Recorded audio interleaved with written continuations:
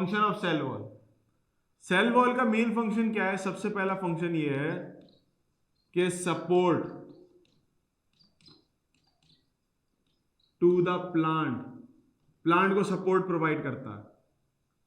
Plant को support कैसे provide करता है कि देखें, जितना ज्यादा मजबूत आपके पास सेल होगा, उसकी अतराफ में वॉल्स होंगी, उतना मजबूत सेल अपने एक के ऊपर एक स्टैक्ड होंगे और एक मजबूत स्ट्रक्चर बनेगा। देखिए हमारी बॉडी के अंदर, इवन मैंने अभी आपको जिक्र किया कि एनिमल्स के अंदर सेल वॉल नहीं होती, लेकिन इसके बावजूद किसी के दिमाग में शायद यह है कि जब हमारे पास सेल वॉल नहीं है तो हमें सपोर्ट कौन कर रहा है? तो हमें बोन सपोर्ट कर रही है, हार्ड पार्ट आ गया बॉडी के अंदर जो हमारी बॉडी को सपोर्ट कर रहा है। बिल्कुल इसी तरीके से हमारे जो प्लांट सेल्स हैं उनमें स्केलेटन तो नहीं होता, तो हर सेल के अतराफ में एक एडिशनल ऐसा मजबूत लेयरिंग होती है जो कि सेल को सपोर्ट करती है। सेल एक दूसरे को सपोर्ट कर रहे होते हैं तो ओवरऑल बहुत बड़ा सा स्ट्रक्चर बन जाता है।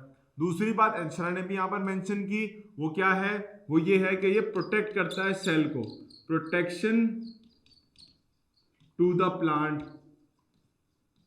अब प्लांट को प्रोटेक्शन कैसे मिलेगी?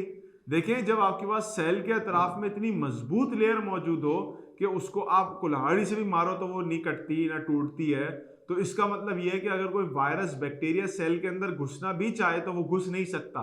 It can not go inside the cell. जब वो सेल के अंदर घुसेगा ही नहीं तो उससे फायदा क्या होगा कि इन्फेक्शन नहीं फैलेगा और प्लांट की डेथ भी नहीं होगी। दूसरी बात, समटाइम ऐसा होता है कि पानी एंटर हो जाता है सेल के अंदर, तो अभी हम पीछे पढ़ के आए lignin and tannins, they make sure कि ज्यादा से ज्यादा पानी एंटर ना हो सके सेल के अंदर, ठीक है? तो पानी से भी प्रोटेक्शन देते हैं और इसके अलावा कोई वायरल डिजीज, कोई पैथोजन एंटर ना हो जाए उससे भी प्रोटेक्शन दे रहे होते हैं आपके कौन? आपकी सेल वॉल।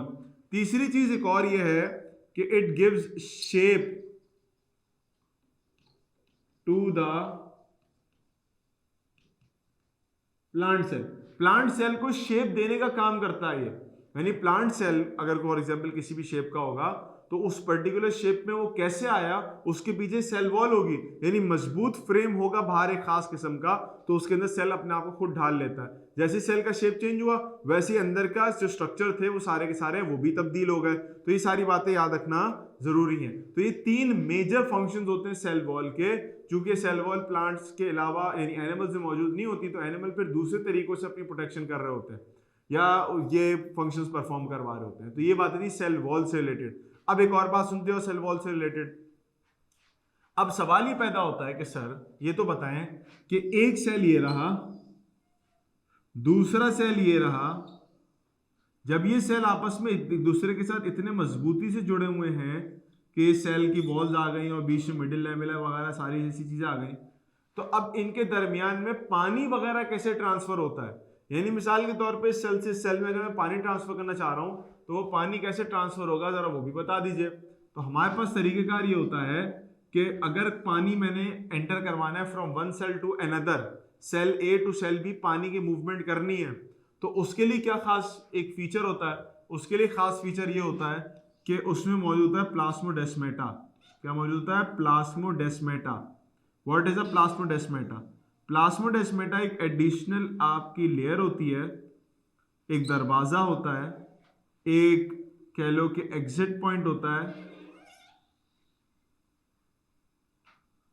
एग्जिट पॉइंट होता है। और उस एग्जिट पॉइंट में क्या होता है?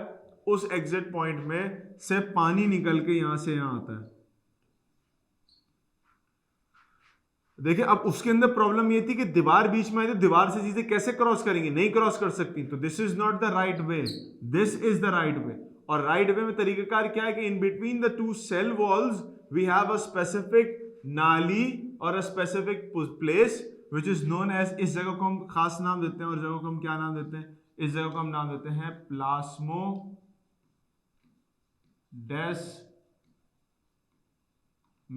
क्या नाम देते हैं? प्लाज्मोडेस्माटा। दो सेल्स के दरमियान में एक खास किस्म का रास्ता बना हुआ है जिससे आपके पास साइटोप्लाज्म इधर उधर शेयर भी हो जाता है और पानी अगर एक सेल में आए तो दूसरे सेल में जा सकता है। एक बात याद रखिएगा प्लाज्मोडेस्माटा से रिलेटेड कि प्लाज्मोडेस्माटा से पानी को मूव नहीं करवाता, बल्कि साइटोप्लाज्म निकल के पूरा पूरा दूसरे सेल में चला जाता है, दूसरे सेल का पहले सेल में आ जाता है। तो ये बड़ा एक आसान और एफिशिएंट तरीका है पानी और मिनरल्स और सॉल्यूट को ट्रांसफर करने का बिटवीन द टू सेल्स, जो कि आपको एनिमल्स में नहीं मिलता देखने को। तो ये एक खास बात थी, मैंने कहा मैं इसको भी साथ साथ जिक्र करता चला जाऊं। एक बड़ी खास फीचर सेल वॉल का होता है और वो कहलाता है imbibition. Imbibition, do you know what imbibition is? Imbibition एक खास फीचर है आपके सेल वॉल का, और उस फीचर के अंदर क्या होता है कि water absorb by the cell wall, पानी एब्जॉर्ब कर लेता है सेल वॉल, इसको कहते हैं इम्बाइबिशन।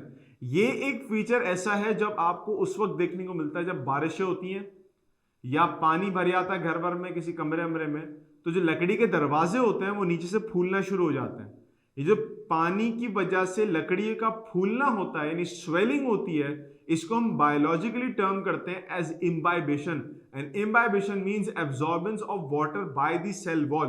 तो सेल वॉल पानी को जज्ब कर लेती है अपने अंदर, और जज्ब करने की वजह से वो स्वेल कर जाती है, फूल जाती है, लाइन बाय सारे फूलती है, तो ओवरऑल लकड़ी हमें स्वेल करती हुई नजर आती है। हम कहते हैं अरे यार लकड़ी फूल के इसमें पानी चला गया, आप उसका कोई तरीकेकार निकालो।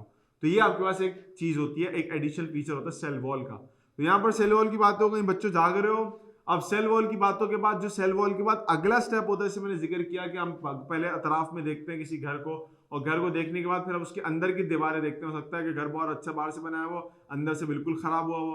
तो अब जो नेक्स्ट स्टेप होता है in viewing a cell is the cell membrane. बाहर सेल वॉल देख ली, अब सेल मेम्ब्रेन पे आते हैं।